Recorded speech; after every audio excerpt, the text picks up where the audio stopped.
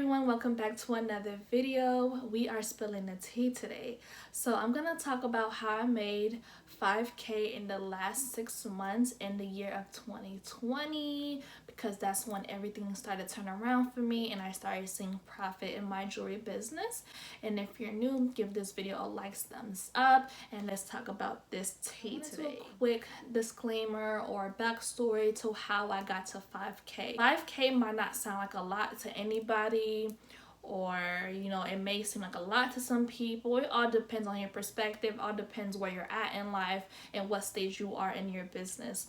So for me, when I started the jewelry business was last year of December, but I didn't get my first real piece around June, which was the release of my brown bougie and golden necklace. So this was the piece I thought was gonna make my business skyrocket, do a 360 to my brand. But I was afraid and hesitant and scared all at the same time, because I still didn't have a real strategy. I just knew this product was unique, was different, and I really wanted to share it to the world because it had meaning, it had significance behind why I wanted to put it out to the world.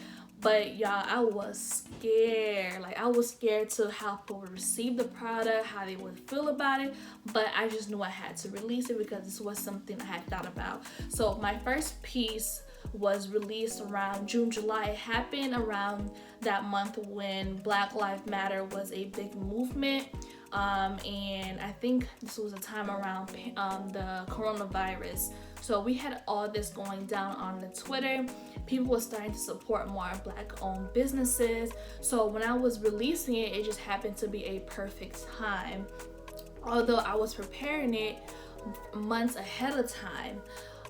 So when I launched it, I nearly sold out, and I was excited because I didn't have a real strategy. I just know it would sell itself, and it did.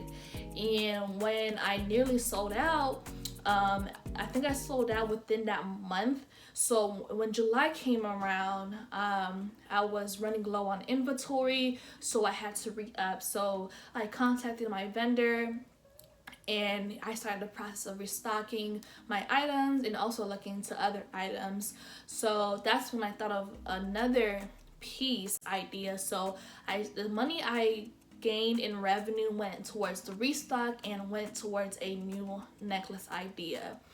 And for this first necklace I launched was only like 50 pieces. Made the amount that 50 piece could make, If I was hoping for a 6-figure revenue, I would have to have a 6-figure inventory, but I only had 50 piece worth of inventory, and I did good. So fast forward, after my restock, I ordered more inventory. So I ordered about 150 pieces for the restock, and while I was waiting for new necklaces to arrive and my new design to arrive, so this started to take place around fall. That's when I was starting to really strategize, figure out my marketing strategies. I had paid for some courses, and I was just trying to figure out what I could do better to make sure once I get this restock, I can still have hype around the first time around when it nearly sold out. Because the first group of people, they already bought, so I had to figure out how I'm gonna get more people to purchase after I restock the item and get new customers to shop with my brand. So that was the difficult part, because when it sold out the first time around, I'm like, okay, we're in business. But I feel like I wouldn't truly be in business until I know how to really sell a restock item, or just sell things when things slow down. So I was just afraid, I wasn't sure how it was gonna do once I restocked the item. But I was making sure to post every day, had a few collaboration. A few people posted me. There was momentum starting to build around fall time, and then I was getting ready for Black Friday. Once Black Friday turned around, I did really good leading up to the holiday season. I started to see I was getting consistent amount of sales. I used to pray to get 1 sale or 2 sales per month. Now, since I launched in June, then I had a slow season around August, But after that, like around fall time, like September, like October, November, I was starting to see I was getting consistent amount of sales. So I was making about 500 or plus per month. I was like, yes, so that was my new sales goal. I could not go back to making 1 to 2 sales a month. Once I was making a steady amount of revenue every month, then I started getting momentum from TikTok, from YouTube. I started growing on there. I was getting a few orders from there. Instagram started to pick up a little bit. I was growing. Then I started to do some giveaways around that time. That really helped. I did like a lot of group giveaways, like partnering up with other brands to do one big giveaway to your audience. Really helps because their audience is following you. It helps a lot when you do a group giveaway. So that was really helping me grow. And then it was like a momentum, like more people started following me, more people started discovering my brand more, and I was posting frequently. So I was making sure I was giving good quality content. I was making sure that my feed was very brandable. It was very aesthetically pleasing. So all that was helping me. So that's how like I really started to see profit in my business. Like honestly, like that first quarter of the year of 2020, I did not make money. I was like really wishing for 1 sale per month. Honestly, that was my goal. Like if I can at least have 1 sale, I'll be happy, because I didn't know how I was about to make these sales, honestly. So once I started making 500 towards like the second and third quarter of the year, like my mindset really shifted. Like I was not thinking at a like low standard anymore. Like my standard became higher because I know that I could make that. I know I had the potential. And it also gave me ideas to what I needed to do to keep on improving the brand. So social media really helped me a lot, and I feel like people shouldn't be asleep on social media. I feel like you should be consistent no matter what. And also, like, don't be afraid to get on platforms like TikTok. That really helped me a lot. Although I don't have a large following, but it helped me gain customers on TikTok. YouTube helped me a little bit. It was a combination of everything that really helped me. It's better to do a combination of things to get new eyeballs in front of your brand than to do nothing for your brand. Forward to now that I'm running low on inventory again, I feel like one thing I could improve is like my brand. I could improve on my quality of images. Although I think it's good, I feel like it can be even better. And some things I also want to improve is my packaging. Like packaging speaks and branding speaks. And I always say this in all my videos. And I feel like as your revenue grows, as you become more profitable, you shouldn't be investing in your business. And one thing that's kind of like challenging for me is like, the first year of business might be profitable. That doesn't mean that you can pocket that money and splurge on anything. But that money has to be reinvested into your business so your business can scale and grow. So one thing I'm trying to figure out is my packaging. Really trying to have a packaging that speaks, that makes you want to buy the item even more, because people love pretty packaging. Another thing I want to talk about is how I balance like my college life with my regular life and my business life. So like I said, I made 5K in the last 6 months of 2020 just because I could have made more.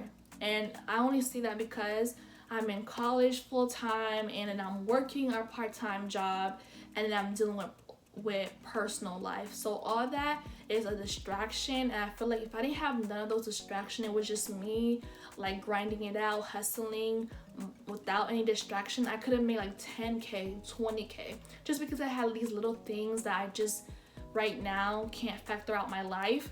I just have to do what I can do part-time, like here and there, working on certain things. I'm the only person running my brand, so a lot of times when you're working on certain things on your business, you're forgetting one thing, and then you may be working on content, but you're forgetting to prioritize branding. You may be forgetting to prioritize your website, prioritizing your inventory. So there's so many components and little nuances in your business that you have to keep thinking about and dealing with.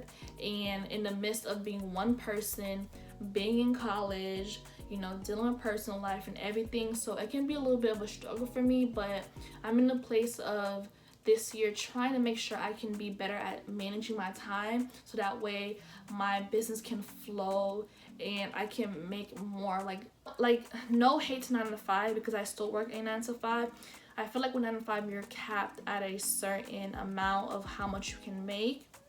And I feel like when you're your own boss, you can set that standard, you can set your own schedule, and then you know if you work hard, you're gonna make a lot more money, and if you don't work hard, you're not. So it challenges you to keep on pushing and keep on growing. And also, ownership is so important to me, knowing that being a woman of color, like, ownership is something that most of us don't have. And I feel like owning and having a brand and making it bigger than myself is very special. And I feel like I want to be able to run a brand that does that, instead of working for a company and not feeling like I'm not making much of a difference. So that's one thing that's like really pushing me and motivating me. And I know I've been all over the place with this story and how I made 5K, but like there is no real or 100% way to make any revenue in your business. One strategy that might work for someone may not work for you, you know, but like for me, it was a combination of being on social media, like making sure I'm being consistent, doing a lot of videos, posting frequently, getting people excited. If you can get people excited, and also like people will help you to generate word of mouth for your business. Like every time my customer got their package, they would take a picture, post it on their story, and that helped me gain a new customer, and that really helped me a lot to getting to my sales goal for the year. So these were really like my tips, my strategy, how I got to what I got. You know, I was kind of hesitant to make this video just because, you know, I would have to let you guys into something that's sensitive. I also know that being raw and authentic about what I'm really making, that being that I'm sharing these information on YouTube, I feel like it would help one of you guys to be inspired, or maybe to be even more motivated to make even more. I also want to help you guys realize it's possible. You can make money on the internet. Like, I never thought my business would be where it's at and be almost at 2K on Instagram. Like, I can't even grow my personal Instagram, and the fact I can grow my business is amazing to me. To see how many strangers can support you and come from different walks of life and are willing to take their money and pay and support your business, it still shocks me every day when I get an order. But just know I'm pushing, I'm not gonna give up. And if you have those days when you want to give up, stay motivated, because you don't want to give up at the time where something big could happen for your business. So I really hope you enjoyed this video. I hope I give you some insight to what I'm doing. And I hopefully if you like the video, let me know, comment below what's your goal for the year of 2021 and what did you make last year, and hopefully we can help each other and be a motivation for each other. So give this video a like, thumbs up, and I'll see you on the next video.